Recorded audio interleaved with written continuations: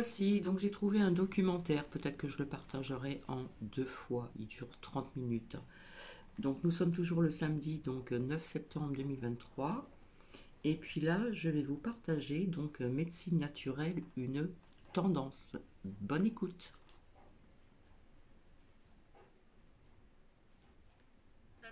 Est aux prises avec une dérive sectaire. La pandémie, c'est du pain béni pour les gourous. Ce qui existe aujourd'hui n'aurait pas pu exister il y a 30 ans. En fait, il y a vraiment un très très gros discours réactionnaire. Souvent, l'entourage vient nous voir trop tard. Les pouvoirs publics ont baissé la garde.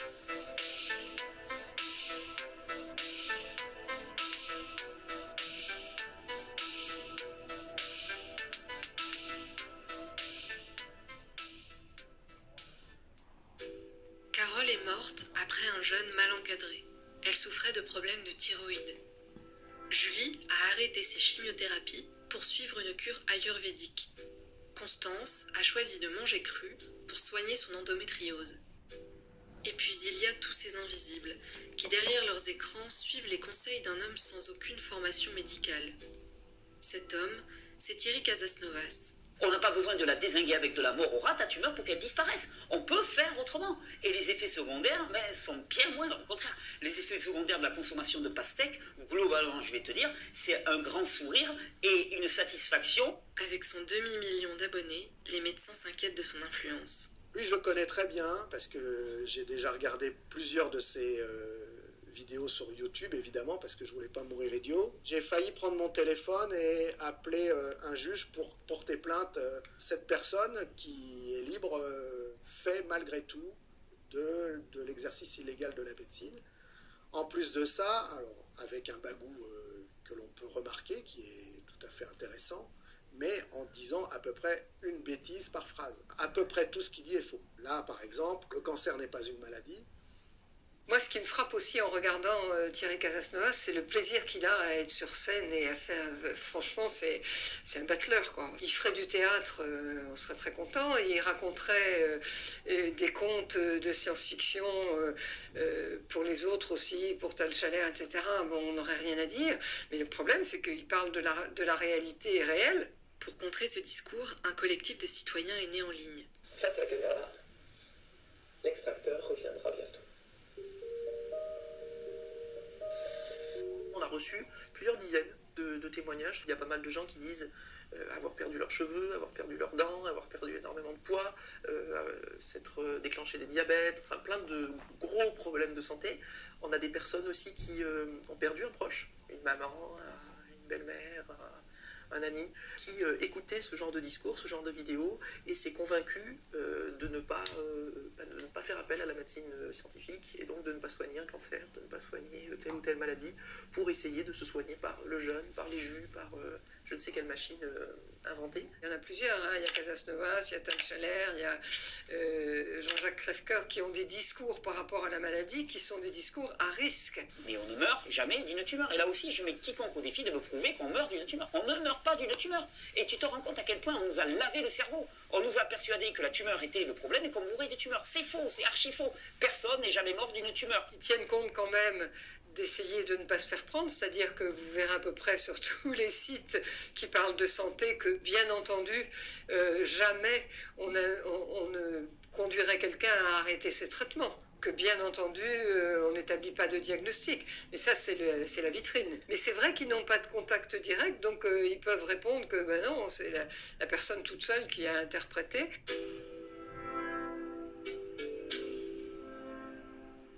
Il y a une espèce d'immunité d'un côté comme de l'autre, de non-engagement de la part du gourou, bien qu'il diffuse, et de non-engagement de la personne, puisque ça rentre dans une habitude qui est celle de la consommation régulière que l'on a des réseaux sociaux.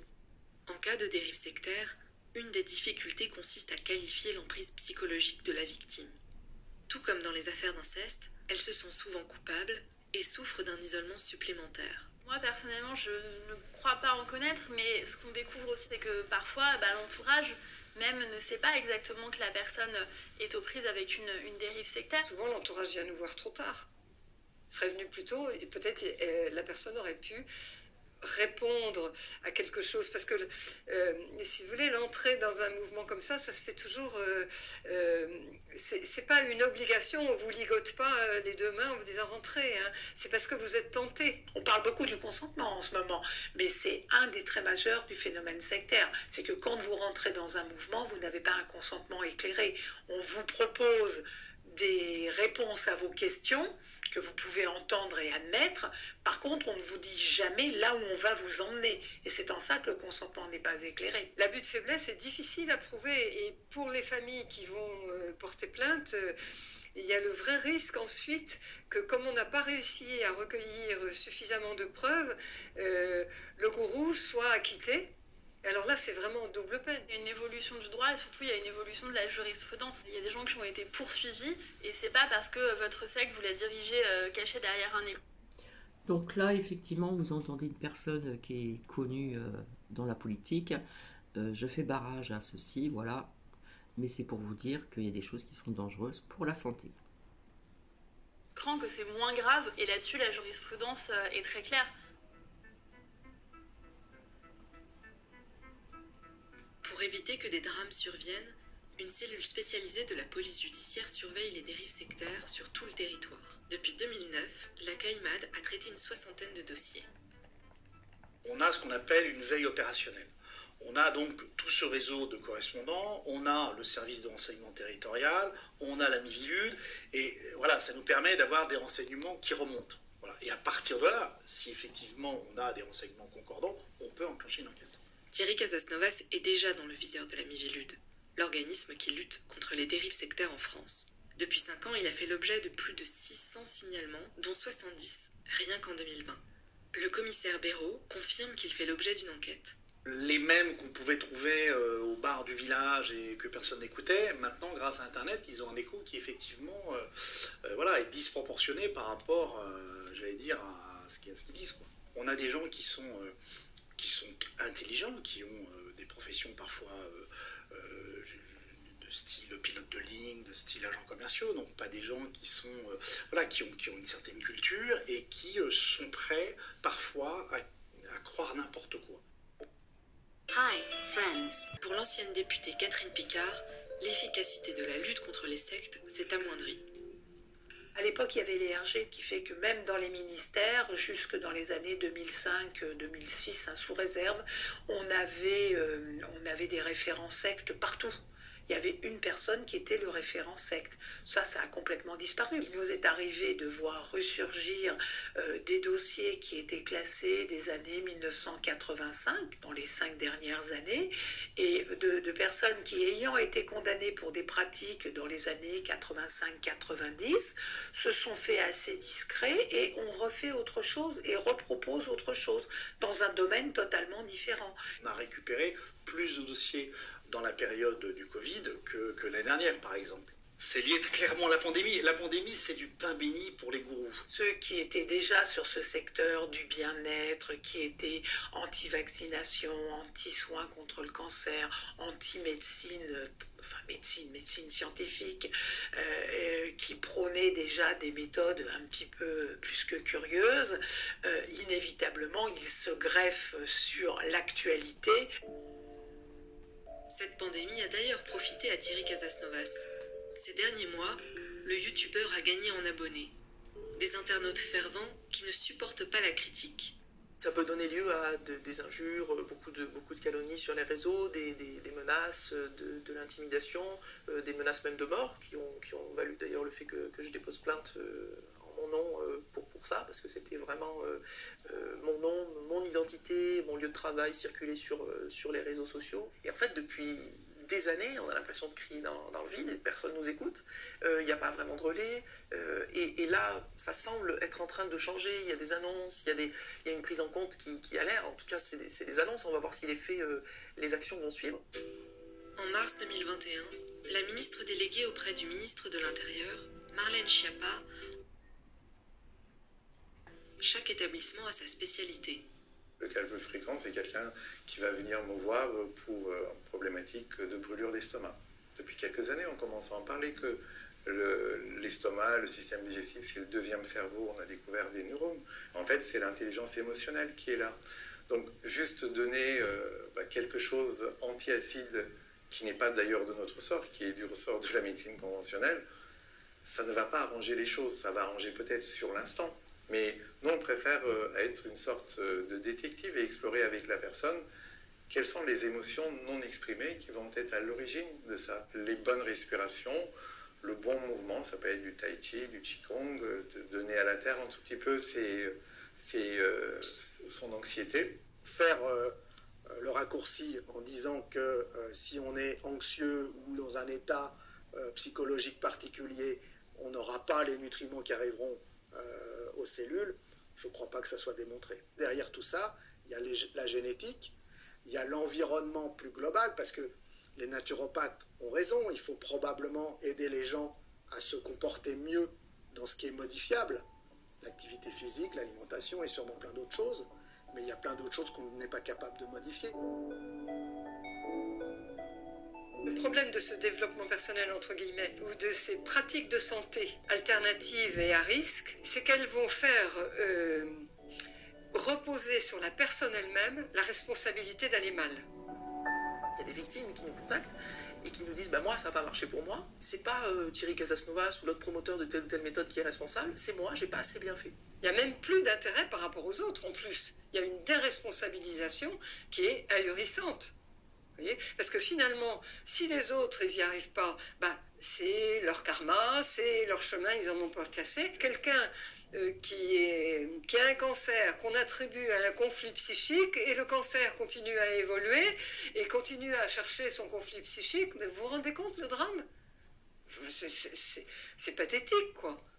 J'ai le cas d'une jeune femme qui avait 34 ans, qui est morte d'un cancer du sein en pourrissant sur place, quasiment, de son cancer pas soigné. Et cette pauvre jeune femme qui était entourée par sa famille, par son mari, qui ont essayé, quand ils l'ont emmenée à l'hôpital, il était largement trop tard.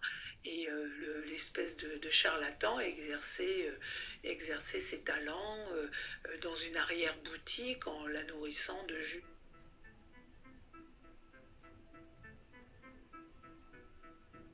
Dans les couloirs du pouvoir, le sujet dérange et divise.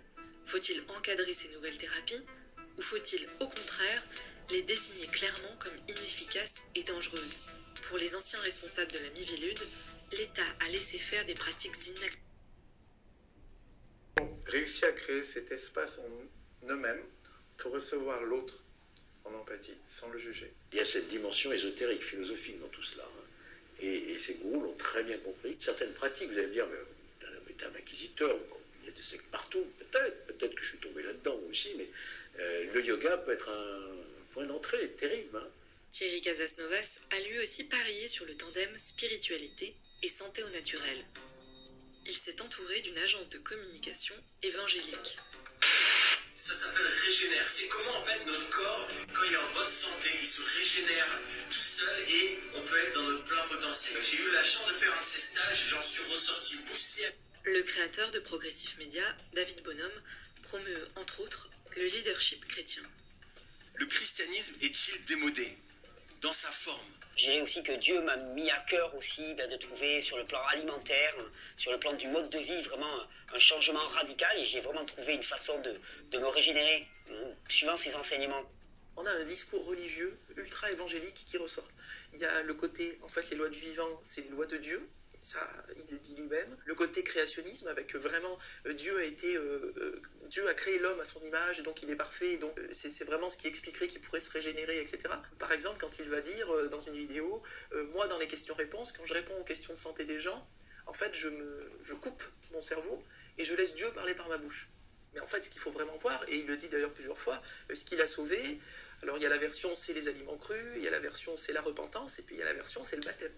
Il y a la version depuis que voilà, j'ai rencontré Jésus, j'ai rencontré Dieu, j'ai été sauvé. Donc il y a vraiment cette importance du discours religieux et évangélique qui est très fort et qui n'est pas perçu par tous les sympathisants. Ouais, non, j'ai une queue de cheval, je ressemble à un hippie, mais vous inquiétez pas, je suis intégriste au possible. hein, traditionnaliste. Non, c'est un cheval de Troie, là.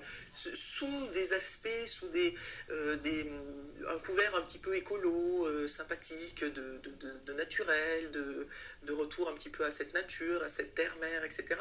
En fait, il y a vraiment un très très gros discours réactionnaire qui est derrière. Entre écolos radicaux et catholiques traditionnalistes, des relations existent. Après avoir créé un faux profil, nous sommes allés dans un groupe Facebook qui promeut ces théories. En quelques heures, nous avons été contactés par une partisane de la Manif pour tous, visiblement anti-IVG. Formée par Thierry Casasnovas, elle s'est proposée pour nous aider à soigner un cancer du sein. Dans son discours, aucune mention de la religion. Selon elle, le corps peut s'auto-régénérer. Sur les femmes, c'est vraiment, il faut faire de la contraception naturelle, il faut donc pas se faire avorter, il faut faire attention à comment on s'habille, à comment tout ça. Et ce qui est le plus étonnant, c'est que son public, c'est principalement des femmes. Le prophète Jérémie, je crois, il y a un verset qui dit « Avant que je t'ai formé dans le ventre de ta mère, je te connaissais ». C'est-à-dire que sur le plan spirituel, un enfant existe même avant qu'il soit conçu dans le ventre de sa mère. Donc l'avortement n'est en aucun cas un acte anodin, du style, ouais, je peux prendre mon plaisir, mon utérus c'est ce que je veux, je fais ce que je veux, et puis après j'avorte. Et pour autant, c'est pas des choses qui vont toujours les alerter. C'est-à-dire que on voit que dans son public, ce discours-là, il y a beaucoup en commentaire, moi je suis une femme et ça me choque pas, il a le droit de le penser, etc. Voilà, alors si c'était un parti politique qui aurait les mêmes avis, les mêmes opinions, qui proposeraient les mêmes choses, je ne suis pas sûr qu'on tolérerait. Mais comme c'est quelqu'un qui paraît sympathique, qui est de confiance, pourquoi pas, ça paraît, il a le droit. Si des personnages comme Thierry Casasnovas arrivent à émerger, c'est qu'il y a une attente réelle du côté des malades. Malheureusement, en cancérologie, on ne prend jamais suffisamment de temps, et donc il faut vraiment que on puisse retrouver ce temps d'échange, de communication bilatérale qui permette que le patient dise, voilà, moi ma vie c'est ça, ce que je voulais en faire c'était ça, par rapport à cette information, qu'est-ce que vous me proposez comme traitement? Les gens ont envie d'être écoutés et d'être entendus. Donc le naturopathe par exemple va prendre beaucoup de temps pour écouter et entendre, et pour comprendre. Nous, on essaye de questionner les dangers et les dérives qu'il peut y avoir autour. Vous avez entendu le naturopathe, voilà. Quand je disais qu'il y en a qui disaient d'arrêter ses cachets, non, on doit avoir quand même un suivi, hein, en transition. Par exemple, quand j'ai allaité donc mes 2 filles, voilà, c'est anecdote entre guillemets, j'ai allaité et puis après, je suis passée donc au biberon, mais il y a eu quand même une transition, c'est-à-dire que c'était moitié allaitement et moitié biberon, pour pas que le bébé passe du lait maternel au lait en poudre, par exemple. Hein. Voilà. Donc il y a toujours un suivi et quand je parle de médecine douce, etc., hein, je connais des gens qui le font, mais il y a un suivi quand même. Hein. Il y a un suivi, puis ça dépend pour quelle maladie aussi, pour quoi que ce soit. La santé sur Internet, et il y en a de multiples. On parle de Casasnovas, mais il y en a plein d'autres, et on aborde aussi bien d'autres personnes sur notre blog ou nos vidéos. Mais leur réponse, c'est ça, c'est de créer, de parler de guerre ouverte, de dire qu'il y a l'ombre face à la lumière, que c'est vraiment le moment où il va falloir se révéler. Parfois, ils font des comparaisons avec la Seconde Guerre mondiale, en disant c'est le moment où on va voir qui est collabo, qui est résistant. Et en fait, c'est cette agitation de la confrontation entre deux caricatures qu'ils font, qu'on se résout à ne pas faire. Je pense qu'il y a des choses à regarder de près dans les médecines alternatives ou quoi. Il y a des choses à étudier. Il ne faut pas se fermer à tout.